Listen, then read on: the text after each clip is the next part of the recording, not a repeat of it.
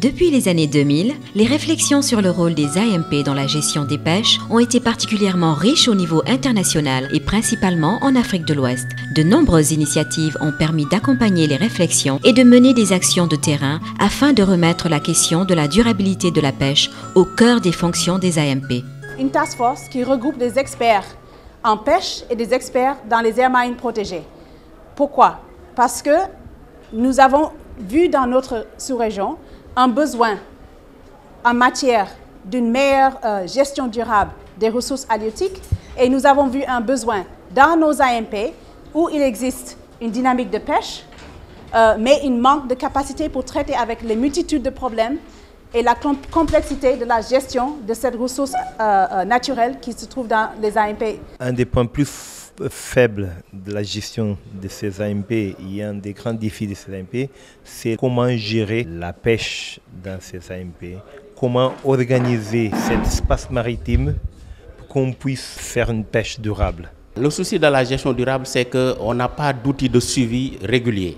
Aujourd'hui, nous voulons développer des outils pour que ceux qui sont au niveau local, ceux qui sont au niveau des AMP, puissent comprendre la nécessité de suivre ces AMP-là. Avec des profils et des expériences diverses, des experts engagés et spécialisés sur les différentes problématiques de gestion des pêches ont proposé de mettre leurs expertises au service des AMP. Le RAMPAO a donc décidé de structurer cette dynamique pour mettre cette expertise à disposition de ses membres. Le rôle principal de cette task force, c'est d'appuyer et d'apporter l'accompagnement nécessaire pour que les AMP prennent davantage conscience de leur rôle pour l'aménagement des pêches. Moi, j'ai longtemps exprimé cette volonté de venir aux côtés des gestionnaires des aires marines protégées pour les aider à mieux suivre leurs AMP du point de vue bioécologique. Il y a plusieurs expertises, il y a les biologistes, il y a des économistes, il y a des sociologues, il y a des gens qui sont dans l'aménagement des AMP, il y a aussi les gens qui sont dans le contrôle et la surveillance.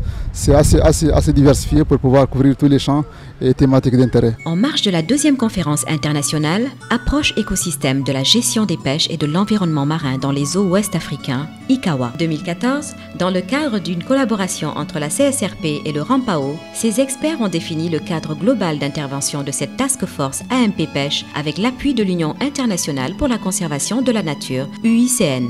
La démarche même, je peux dire que c'est tout à fait original. C'est les acteurs eux-mêmes qui aujourd'hui arrivent à définir non seulement les objectifs assignés à cette task force, mais aussi les termes de référence. Donc ce n'est pas quelque chose qui est venu un peu d'en haut, mais c'est nous-mêmes qui définissons vraiment tout le travail que cette task force doit remplir et doit accomplir sur le terrain. Je pense que c'est une bonne initiative dans la mesure où les AMP sont des outils d'aménagement des pêcheries.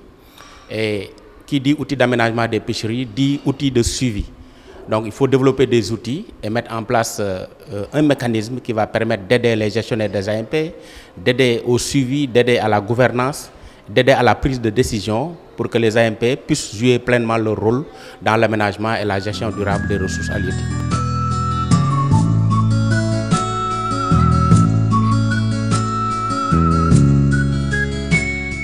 Direction Joal Fadiout.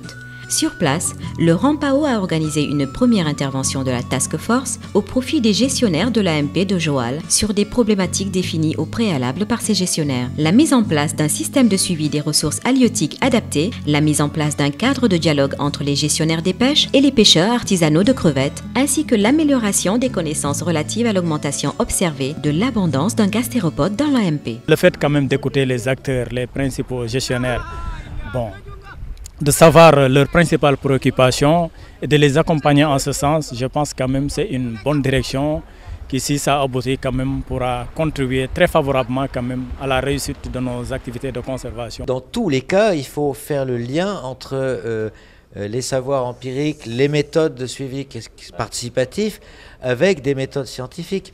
Alors ça veut dire forcément qu'à un moment ou à un autre, les scientifiques interviennent. Maintenant, la position des scientifiques dans la task force ne va pas se résumer à du contrôle de ce que font de ce qui se fait dans les suivis participatifs. Je pense qu'il faut vraiment élargir la question, voir comment on peut peut-être s'appuyer sur des expériences existantes pour développer d'autres approches et que cette boîte à outils soit vraiment multifonctionnelle et opérationnelle.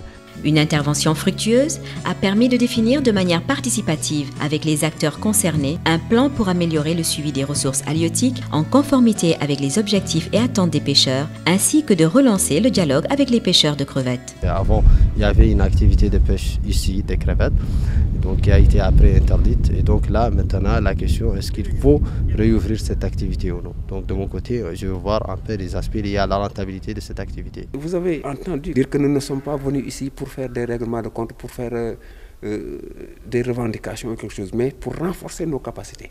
Et ces pêcheurs-là étaient venus uniquement pour ça. Mais ils ont compris dès le début qu'ils devaient écouter, participer au débat pour renforcer leur connaissance et leur capacité. Et c'est ce qui s'est passé.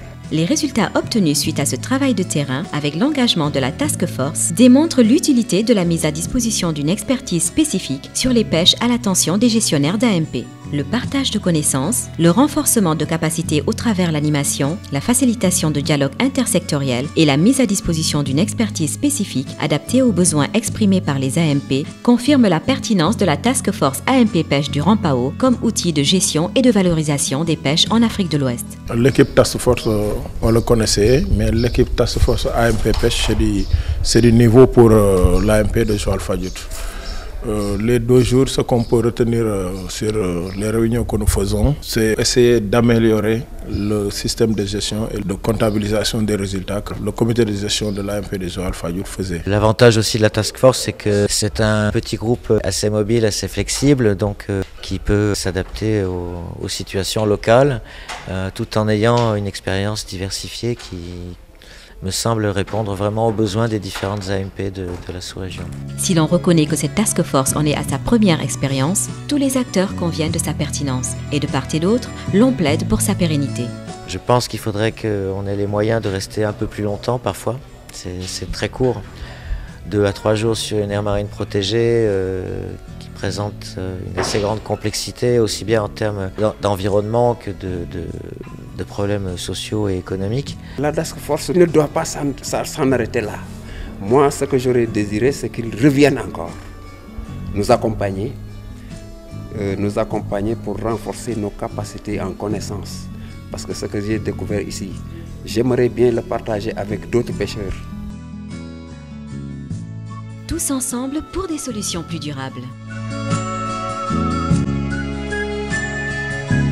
La Task Force, par vous et pour vous.